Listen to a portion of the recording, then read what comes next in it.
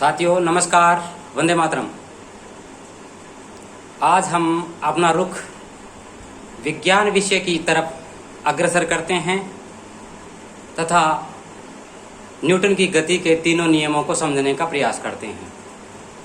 Newton की बात करें तो उसका पूरा नाम सर आइजैक न्यूटन था, जो कि भौतिक विज्ञान के जनक के रूप में विश्व प्रसिद्ध है। सर आइजैक न्यूटन ने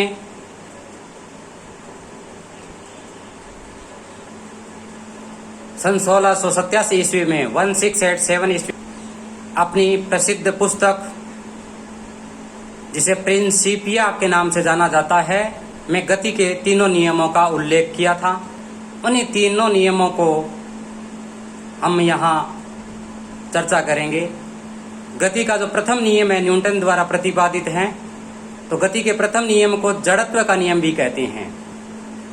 इस जड़त्व के नियम के अनुसार अगर कोई भी भौतिक वस्तु अगर स्थिर अवस्था में है तो तब तक स्थिर अवस्था में ही रहेगी जब तक कि उस पर कोई बाह्य बल कार्य नहीं करता है।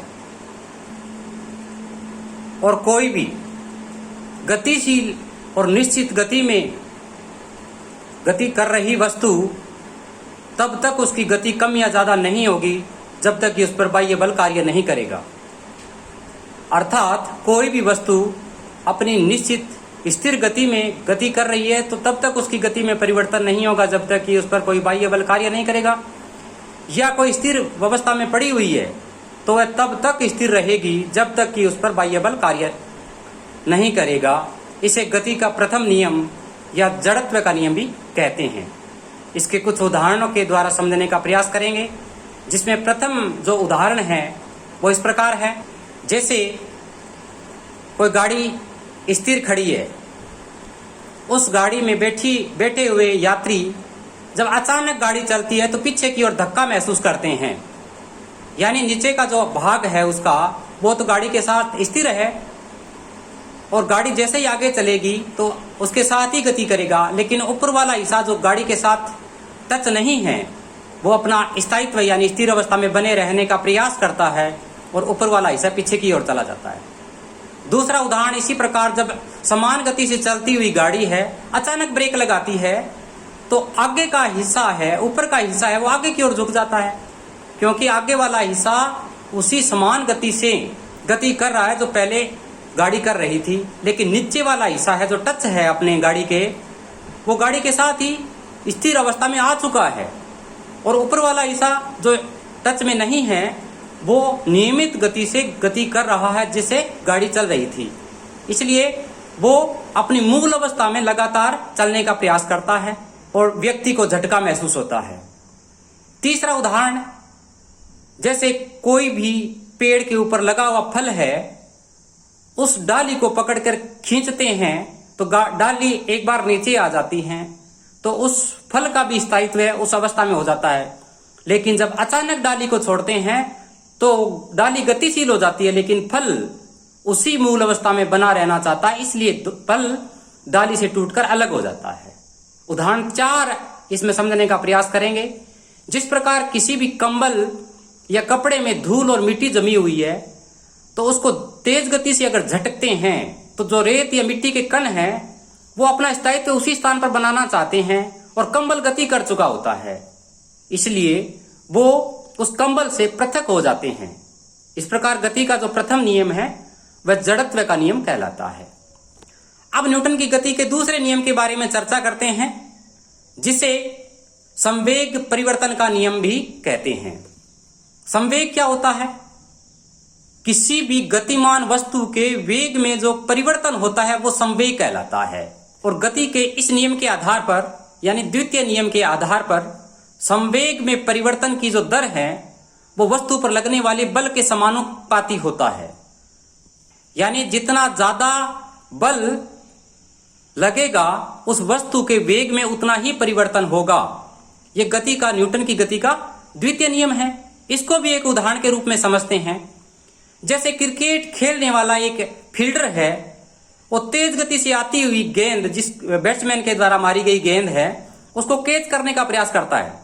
अगर वह उस गेंद को तेज गति से पकड़ने के पश्चात पीछे की ओर कर लेता है, यानी उस वस्तु के जो वेग था उसको शून्य पर ले आया, तो उस व्यक्ति को चोट नहीं लगेगी।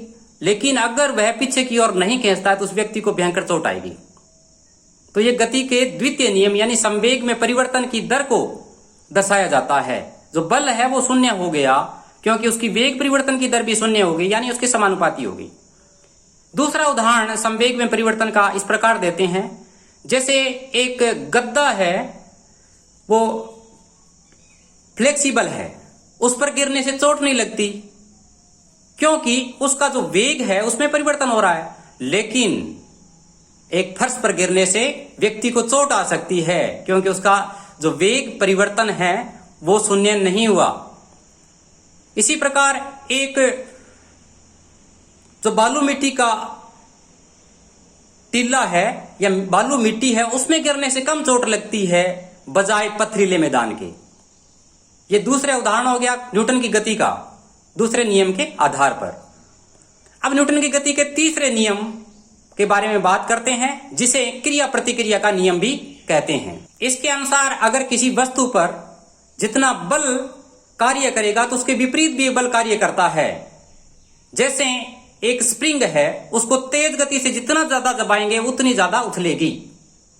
जैसे एक तीर कमान है, कमान में लगा हुए तीर को जितना पीछे ज्यादा खींचेंगे वो तेज गति से उतनी ही ज्यादा चलेगी। यानी क्रिया प्रतिक्रिया का नियम के आधार पर जो अपने आतिशबाजी होती है या जितने भी मिसाइल्स हैं वो न्यूटन की गति के तीसरे नियम पर आधारित होते हैं। इस प्रकार आज हमने न्यूटन की गति के द्वारा जो 3 नियम प्रतिपादित किए गए न्यूटन के द्वारा उनको पढ़ने का प्रयास किया था, जिसे प्रथम नियम को जड़त्व का नियम भी कहते हैं, यानी अपने स्थायित्व को प्राप्त करना चाहती है और उसके परिवर्तन का विरोध करती है। वो न्यूटन की गति का प्रथम नियम है। और न्यूटन की गति का दूसरा नियम है, उसमें संवेग में परिवर्तन की दर उस पर लगने वाले बल के समानुपाती होती है। और तीसरा नियम है न्यूटन की गति का, उसको क्रिया प्रतिक्रिया का नियम कहते हैं। इस प्रकार विज्ञान विषय से संबंधित जो भी प्रतियोगी हैं उनको इस न्यूटन की गति के नियमों को समझने में कुछ आसानी हुई होगी, ऐसी मैं अपेक्षा करता हूं और चाहता हूं भी। आगे भी अगर कोई व्यक्ति इसमें सुझाव देना चाहे तो मैं उसको अपने आने वाले वीडियो में इंक्लूड करने का प्रयास करूंगा। तब तक मेरे सभी प्यारे विद्यार्थियों और प्रतियोगियों को वंदे मातरम। जय हिंद।